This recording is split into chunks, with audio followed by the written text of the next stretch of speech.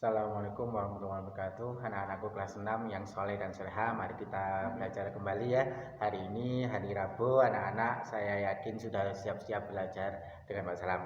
Baiklah anak-anak, Pak Salam ulangi lagi tentang hari kiamat ya. Pertama, kiamat itu terbagi menjadi dua, yaitu kiamat sugro dan kiamat kubro. Setiap kita menerima kiamat sugro atau kiamat kecil, kita selalu mengucapkan ucapan innalillahi wa inna ilaihi rajiun. Sedangkan kiamat kubro, kiamat besar, ada peristiwa hancurnya alam semesta ini. Oke anak-anak, sekarang kita lanjut tentang nama-nama hari akhir ya. Kemarin sudah diulang sama Pak Salam, tapi sekarang Pak Salam ulangi lagi lebih jelasnya. Pak Salam ulangi dari awal. Yaumul Ba'as artinya hari kebangkitan ya. Yaumul hari kebangkitan itu hari manusia di mana dibangkitkan dari alam kubur oleh Allah, alam barzakh ya. Yang kedua yaitu yaumul mahsyar, yaitu artinya hari dikumpulnya manusia setelah di kebangkitan. Yaumul hisab, ayo hari perhitungan. Yaumul mizan, hari penimbangan.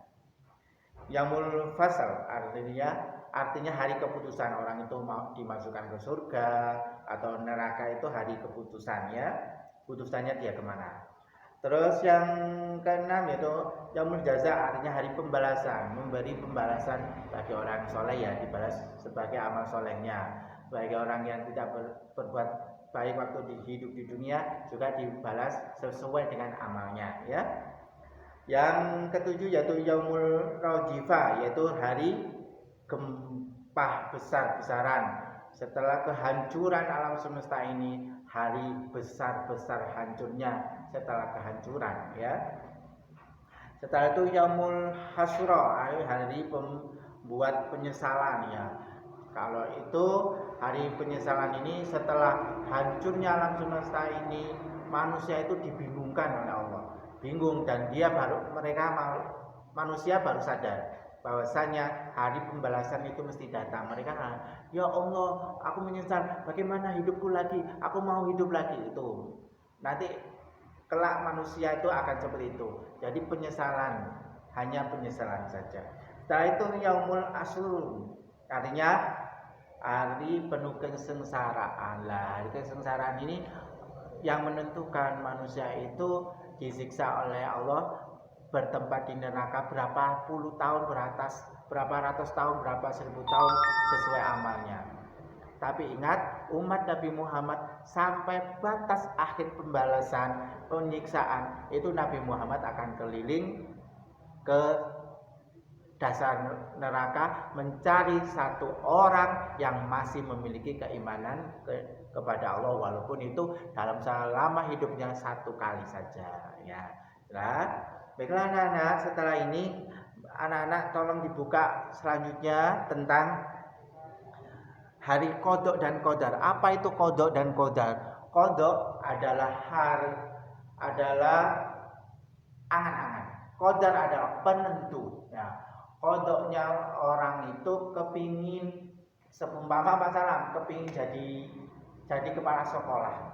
Nah, untuk jadi kepala sekolah Pak Salam harus berusaha apa? Melakukan tes, melakukan banyak tahapan-tahapan. Nah, nanti keputusannya jadi kepala sekolah atau tidak, itu namanya kodar. Nah, kalau kodok itu penentuannya, itu sekarang kita usaha, itu kodok. Berusaha itu namanya kodok. Kalau kodar itu akhir, penentu akhir. Ya, jadi kodok itu adalah awal dari menentukan kita kodarnya jadi apa.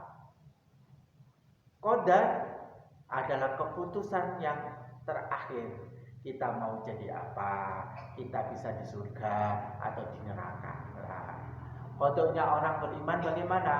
Berusaha jadi orang yang beriman, melakukan semua sesuatu sesuai dengan aturan agama kita.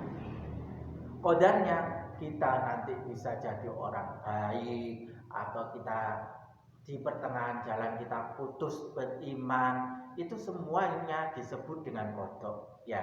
Jadi anak-anak, kita semua berharap tetap mohon kepada Allah supaya kita selalu mendapatkan qadar yang terbaik bagi Allah, juga bagi iman kita ya. Selanjutnya anak-anak, Pak Salam menginginkan anak-anak menyebutkan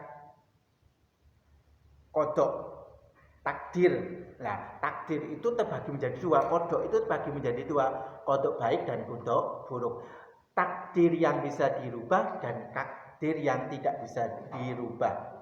Yang mana takdir mu'alaq dan takdir mubrom. Takdir mu'alaq adalah takdir yang bisa dirubah karena usaha manusia.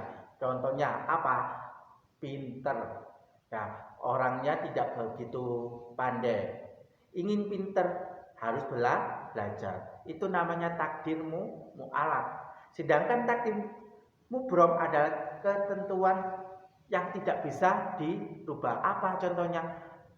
Orang matinya tahun ini itu tidak bisa dirubah.